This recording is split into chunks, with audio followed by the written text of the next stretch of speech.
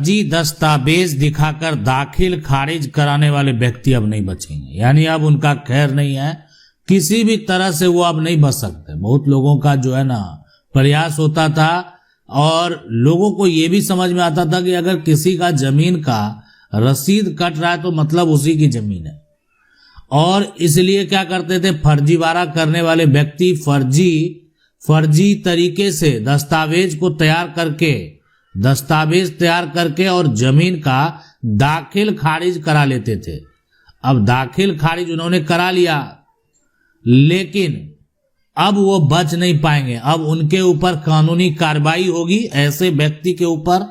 जो पहले ऐसा कर चुके हैं, पहले जो है सरकार के साथ इस प्रकार का धोखाधड़ी करने का प्रयास किए हैं, ऐसा फर्जीवाड़ा जो है फेक दस्तावेज के आधार पर दाखिल खारिज करवाने का प्रयास किए हैं, वो अब किसी भी हालत में नहीं बच सकते। इसलिए कि अब जो है यहाँ पर पावर मिल चुका है, वो भी अंचल अधिकारी को, यानी अंचल अधिकारी को ये पावर मिल चुका है।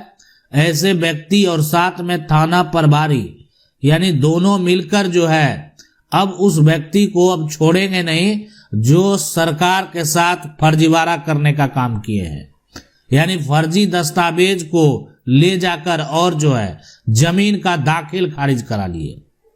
इसलिए कि इन लोगों का अब जो फर्जीवाड़ा है वो खत्म होने वाला है। इन लोगों के द्वारा, यानी ये क्या करते थे, जाली कागजात तैयार करते थे, यानी जाली कागजात के तौर पर अगर कहें तो ये नकली जमीन की रजिस्ट्री, यानी नकली रजिस्ट्री के आधार पर बहुत सारे ऐसे व्यक्ति हैं जो कि जमीन का दाखिल खारिज करा लिए होंगे। आज वो जमीन का रसीद कटा रहे हैं, हो सकता है कब्जा भी कर लिए होंगे, लेकिन अब वो बचेंगे नहीं, उनकी गिरफ्तारी होगी ऐसा फर्जीवाड़ा करने वाले के ऊपर। और साथ में बहुत ऐसा है कि जाली वसीयत बना लेता है और जाली वसीयत के आधार पर जो है किसी तरीके से उसको दाखिल खारिज अपने नाम पर करा लिया। अब बहुत ऐसा व्यक्ति है जो कि कागजात के तौर पर गलत जो है यहाँ पर पावर ऑफ अटर्नी ये भी बना लेते हैं और जो है उसके हिसाब से जो है कागजात तैयार कर लेते हैं, और उसके बाद इस सभी दस्तावेज को दिखाकर इन्होंने जमीन का दाखिल खारिज करा लिया। अब ऐसा जो व्यक्ति है जो कि ये सभी कागजात को दिखाकर दाखिल खारिज करा लिए हैं, अब उनका दाखिल खारिज जो कानूनन वैध नहीं है, इसलिए कि उनके पास जो दस्तावेज है जिससे कि प्रॉपर्टी का टाइटल साबित होता है, वो दस्तावेज ही फर्जी है। अगर ये दस्तावेज फर्जी है तो इसके आधार पर दाखिल खारिज नहीं होना चाहिए, लेकिन सही तरीके से उसकी जांच नहीं हो पाई, इसलिए वो व्यक्ति जमीन का दाखिल खारिज करा लिए। और दाखिल खारिज अगर आप करा लिए हैं तो अब उनको जो है एक तरह से अब उनके लिए अब ये फर्जीवाड़ा का केस चलेगा, उनकी गिरफ्तारी होगी, उनका जो जमीन का दाखिल खारिज है वो भी रिजेक्ट होगा। अब ये सब जो है कौन से कानून के तहत होगा वो भी हम आपको बताएंगे, लेकिन उससे पहले आप ये जान ले कि आप कैसे पता करेंगे कि आपका जो व्यक्ति है जमीन पर कब्जा किए हुए है प्लस जमीन का रसीद कटाए हुए है, उसके पास कौन सा कागजात है। अब अगर जो है कोई व्यक्ति कागजात दिखाता है, जमीन की रजिस्ट्री दिखाता है, तो आप जो है सबसे पहले उस कागजात को वेरीफाई कर लें। अगर कोई जो जमीन का खतियान दिखाता है तो जमीन के खतियान को वेरीफाई कर लें। अगर कोई व्यक्ति जमीन की रजिस्ट्री को दिखाता है तो उस रजिस्ट्री को जाकर आप जो है उसका एक नकल जो है, यानी आप जो आपका रजिस्ट्रार ऑफिस है, जिला निबंधन कार्यालय है, जहां से आपके जमीन का नकल निकलेगा, नकल निकाल लें, ताकि ये जो नकल से स्पष्ट हो सके कि ये जो दस्तावेज है ये आपके द्वारा तैयार नहीं किया गया है, आपके पूर्वज के द्वारा जमीन नहीं बेचा गया है, कोई अन्य व्यक्ति के द्वारा जमीन बेचा गया और उस आधार पर ये व्यक्ति जो है जमीन पर कब्जा भी कर लिए और जमीन का दाखिल खारिज भी करा लिए। ऐसे लोग जो है अब नहीं बचने वाले हैं, जिन्होंने भी यानी एक तरह से सरकार के साथ जो है चीटिंग करके लोगों को धोखा दिया है और गलत तरीके से दस्तावेज बनाकर लोगों की जमीन को कब्जा किया हुआ है। अब राजस्व स्तर पर जो अधिकारी हैं, जहां पर इन सभी विवाद के लिए आपको आवेदन देना है, वो अधिकारी यहां पर देखें जो सीओ हैं, अंचल अधिकारी उसके बाद यहां पर जो है DCLR है, उसके बाद ADM है। आप जो है राजस्व जो भी दाखिल खारिज संबंधित विवाद है, आप पहले अंचल अधिकारी के पास जाएंगे, उनको बताएंगे कि इस तरह का समस्या है। उसके बाद जो है DCLR को भी आप एक आवेदन दे देंगे,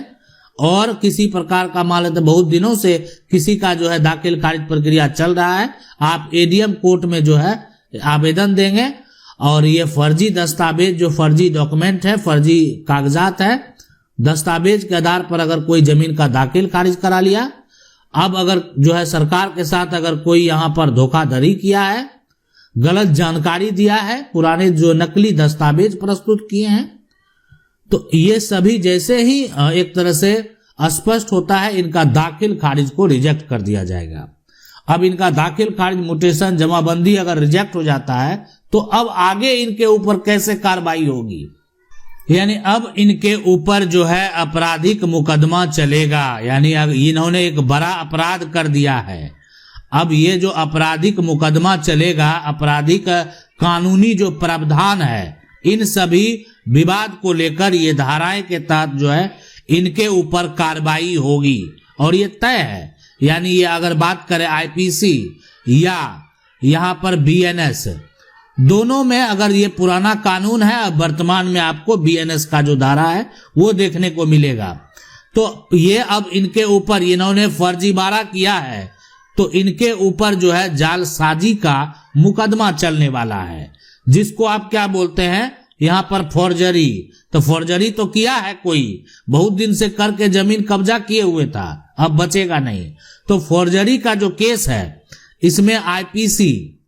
IPC की धारा जो है उसके ऊपर यानी 468 लगेगा, और अगर नया कानून के तहत करें तो ये BNS की धारा जो है यहाँ पर 336 और 337 लगने वाला है। इसके तहत अब उसके ऊपर कार्रवाई होगी, उसका जेल जाना तय है। यानी अब ये बच नहीं सकते हैं, इसलिए कि इन्होंने बड़ा एक जालसाजी का काम कर दिया है। दूसरा जो इनके ऊपर आपराधिक कानूनी प्रावधान है वो है फर्जी, जो यहाँ पर फर्जी दस्तावेज है, फर्जी दस्तावेज का उपयोग। यानी इन्होंने जो है फर्जी दस्तावेज का उपयोग किया, सरकार को यहाँ पर इन्होंने धोखा दिया है, तो इसके लिए भी यानी IPC की जो धारा है यहाँ पर 471 और BNS की धारा जो है वो है 339। यानी कानून में प्रावधान है, अब जो है ये इन धाराओं से बच नहीं सकते हैं। और एक सबसे बड़ा जो है, यानी पहले भी आप सुने होंगे इस धारा के बारे में, यानी वो है धोखाधड़ी। यानी आपराधिक कानूनी जो प्रावधान है उसमें जो धोखाधड़ी है, धोखाधड़ी करने वाले पहले भी नहीं बचते थे, अब तो बचना उनका जो है मुश्किल है। यानी धोखाधड़ी IPC की धारा जो है धारा 420, यानी 420 जो बोलते थे पहले आप कि अब इसके ऊपर 420 लगेगा, तो 420 का मुकदमा, यानी जो इसको आप बोलते थे 420 धारा 420 लग गया। तो 420 का अगर आपके ऊपर धारा लग गया तो आपका जेल में रहना तय है, आप जेल से बाहर नहीं निकल पाएंगे। अभी वर्तमान में नया कानून में ये जो धारा है ये है BNS की धारा 318, यानी BNS की धारा 318। यानी पहले आप बोलते थे इसके ऊपर जो है ना अब 420 का मुकदमा चलेगा, अब उसी को बोलेंगे कि अब इनके ऊपर जो है धारा 318 लगने वाला है, और जिसके ऊपर धारा 318 लग गया वो अब नहीं बच सकता है, इसलिए कि आपराधिक कानून प्रावधान में यानी कारावास के साथ साथ इनको यानी कारावास तो होना तय है, साथ में जुर्माना भी लगेगा। और ऐसे लोग जो पहले सरकार को गुमराह किए हैं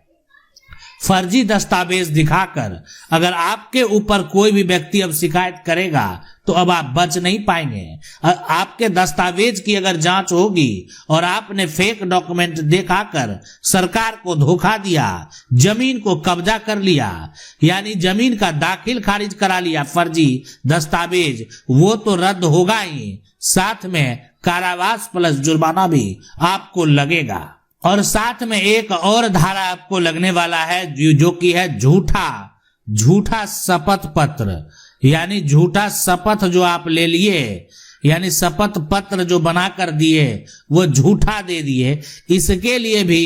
कानून में प्रावधान है। आईपीसी की धारा जो है, धारा यानी 191, 193। अब यहां पर जो बीएनएस की धारा है, यहां पर बीएनएस की धारा वो है 227 और 229। यानी अब ऐसा करने वाला जो व्यक्ति है उसकी गिरफ्तारी तो होना तय है, वो अब जो है किसी भी हालत में बच नहीं सकते, इसलिए कि अब ये सरकार का आदेश आ गया है और जो भी अधिकारी हैं वो उनके पास अब जो है पावर मिल चुका है। तो इसलिए यहां पर देखें, जो भी व्यक्ति धोखाधड़ी किए और आपको लगता है कि धोखाधड़ी इन्होंने किया है और इनका जो कागजात है वो नकली है, इनका कागजात जो है वो फर्जी है, और ये उस कागजात के आधार पर जो कि फर्जी है, उस कागजात को रद्द करने का किसको पावर है। लेकिन जो फर्जी कागजात के आधार पर दाखिल खारिज करा लिए हैं, तो वो यानी जो अधिकारी हैं, जो राजस्व अधिकारी हैं या अनुमंडल स्तर के अधिकारी हैं या जिला स्तर के जो राजस्व अधिकारी हैं, अब जो है वो सभी मिलकर उनके ऊपर कार्रवाई करेंगे। अब देखें, जो आपको पता है कि कोई व्यक्ति फर्जीवाड़ा किया है तो आप उसका जो प्रमाणित यहाँ पर प्रमाणित कॉपी है वो आप निकाल लें, और साथ में उसके बाद जो है आप रद्दीकरण के लिए यानी दाखिल खारिज कैंसिलेशन के लिए आप वहां पर अर्जी देंगे। आपको ये काम करना है, यानी म्यूटेशन कैंसिलेशन के लिए आपको अर्जी देना है, ठीक है। और फर्जीवाड़ा अगर स्पष्ट होता है कि ये व्यक्ति सही में फर्जीवाड़ा किया है तो आप जो है उसके ऊपर एफआईआर दर्ज करा देंगे। तो अब जैसे ये करा देंगे एफआईआर, तो अब उसके ऊपर जो है वो सभी धाराएं के तहत कार्रवाई होगी, जिसमें उनको अब जो कारावास प्लस जुर्माना, यानी अब घर से उठाकर उनको ले जाएंगे और जमीन भी हाथ से गई और पूरा जिंदगी जो है वो जेल में काटना पड़ेगा। आशा करते हैं वीडियो अच्छा लगा होगा। वीडियो को लाइक जरूर कर दें। चैनल को पहली बार देख रहे हैं, सब्सक्राइब करके जो बेल आइकन है उसको जरूर दबा लें। मिलते हैं अगले वीडियो में, तब तक के लिए जय हिंद।